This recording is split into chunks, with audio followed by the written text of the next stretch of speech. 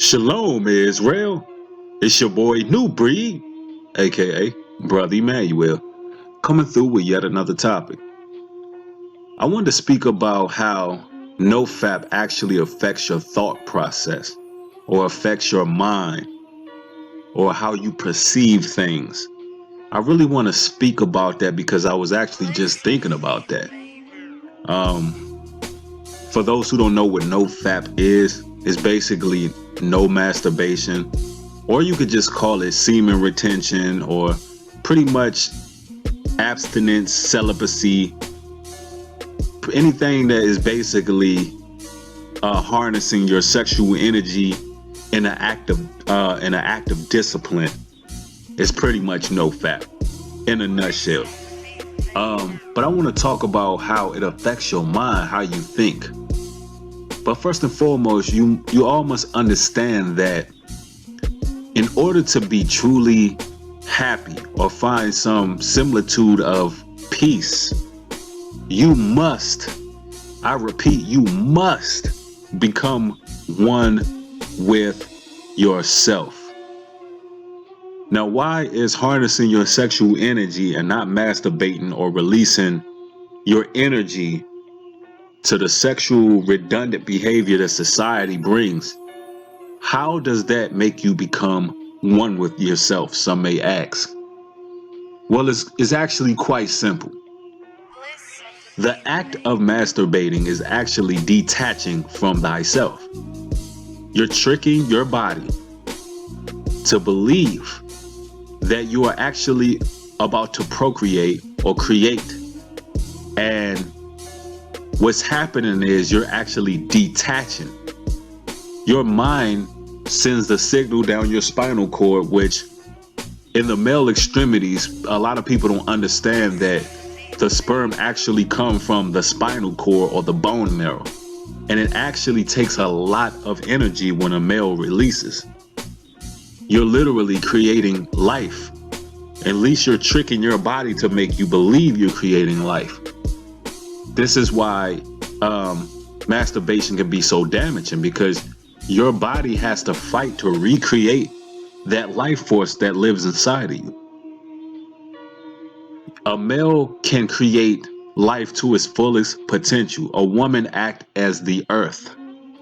She is the egg. The man carries the seed. What you have inside of you can basically create a life to its fullest potential of life. Your seed or sperm can create an astronaut, doctor, revolutionary. Your seed can pretty much create life till its fullest potential of what life is.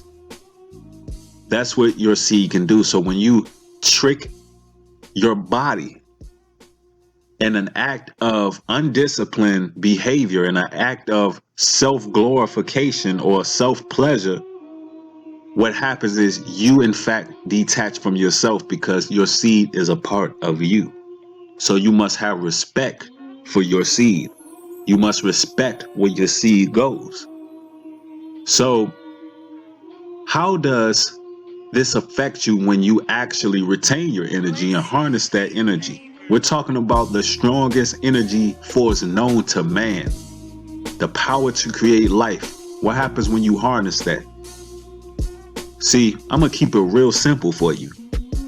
You actually gain more livelihood. It's pretty much like this. If you eat the right foods, you're gonna gain more. If you eat more calorie dense, alkaline, high foods, you're gonna feel more energy. If you retain what creates life, you're gonna feel more vitality and more energy.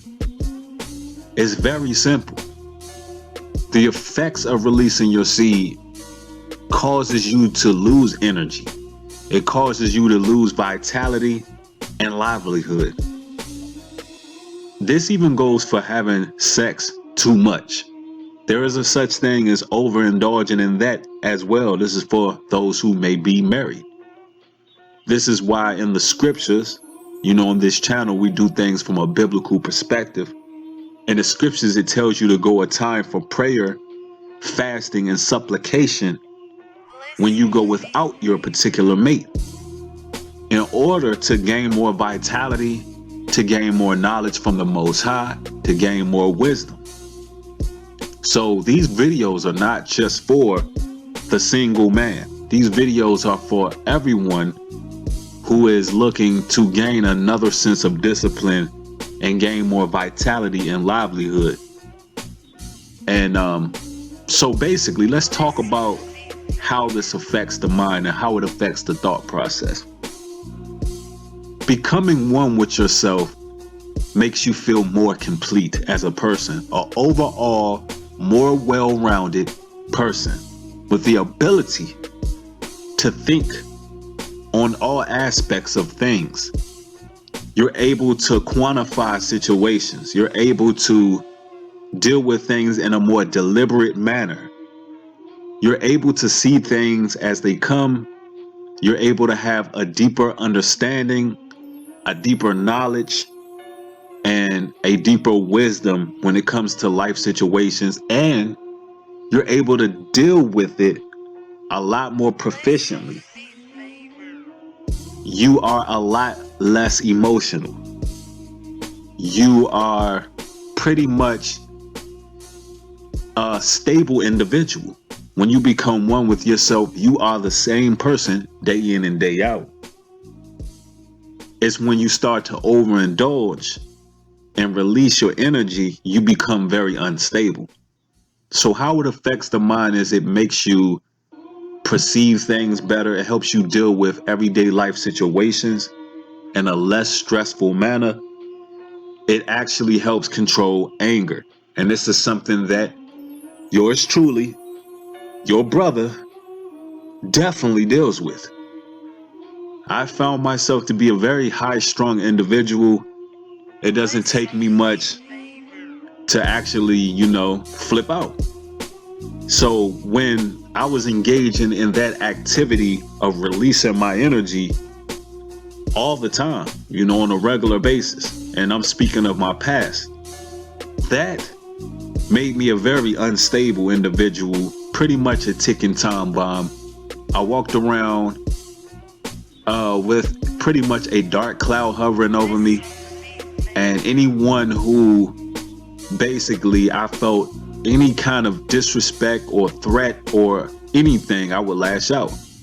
That is not normal behavior. And a lot of brothers know where I'm coming from because a lot of you all have the same issues. And that is not something that is the peak of manhood. That is not, being emotional is not a good thing. Gentlemen, we want to be strong, fervent leaders. We want to think on logic. But what happens chemically in your body when you release and detach from yourself is you start to basically decrease testosterone. You start to decrease all of the chemicals that your body actually needs to basically propel you to deal with logical everyday life situations. So the solution is this, gentlemen. You have to absolutely endure. You have to absolutely have a cutoff point to the situations that you are in right now. And understand this, that there are spiritual beings out here. And this is not just a battle of flesh and bone. This is not just a physical battle that we're watching these videos and we're seeing this porno industry pushing videos all across the airwaves. This is a spiritual war that begins with you yourself, that you must, absolutely must address. For it, you must address it for what it is. You must address it and deal with it for what it is, which is a spiritual issue. It's a spiritual problem, and you must have a moral foundation on everything. Mine is the Holy Bible. A lot of things I look at is from a biblical perspective. A lot of things I look at is from a historical perspective. And you must have some level of spiritualism for you to have a vantage point on these spiritual invaders. There have been brothers who've asked me, well, what do you do when the temptation is just overbearing, and what do you do when you can't absolutely control it? I'm going to answer that question. You have to absolutely find out what exactly the problem is. You have to address the problem for what it is. The reason why you can't deal with it's too overbearing and you continue to relapse and fail is because you have not addressed the situation for what it is. It's a malevolent, demonic, spiritual deity that is basically set out to destroy you. See, a demon's, that's what it is. A demon's goal is to take hold of a vessel, abuse it, take life force and energy out of it to further destroy it and keep it on a low frequency. If you don't address the issue for what it is and deal with it the way you're supposed to deal with it and cast it out for what it is and fight and fast and pray, you will continue to deal with this. You have to understand that it's a spiritual issue that must be addressed as a spiritual issue. So what we want clarity of thought. We want to think more clearly. We want to think more precise. We want to go on our everyday goings. We want to be able to basically thrive and live life fruitful and do the things we are set out to do. We want to set goals for ourselves, and we don't want to just set goals, but we want to accomplish the goals that we put in place. You have to absolutely have a daily routine to deal with the no-fap lifestyle change, to stop watching the pornography, to stop basically wasting your energy. You must understand how strong the energy is in order for you to transmute that very same energy to do something great with yourself, to put that energy towards something that's more powerful, something that will uplift you.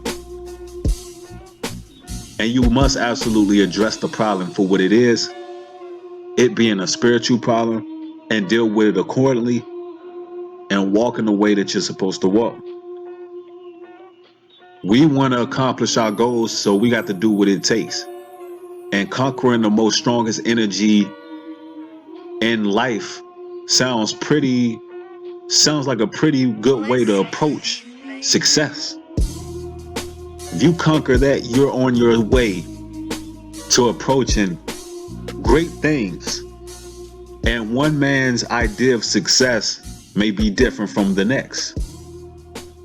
One's man level endurance may be different from the next.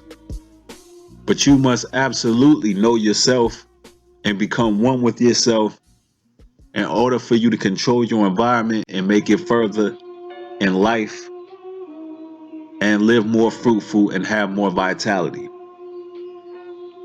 So, to sum everything up for you, how no-fap affects the brain or your thought process or your mental state, it gives you clarity.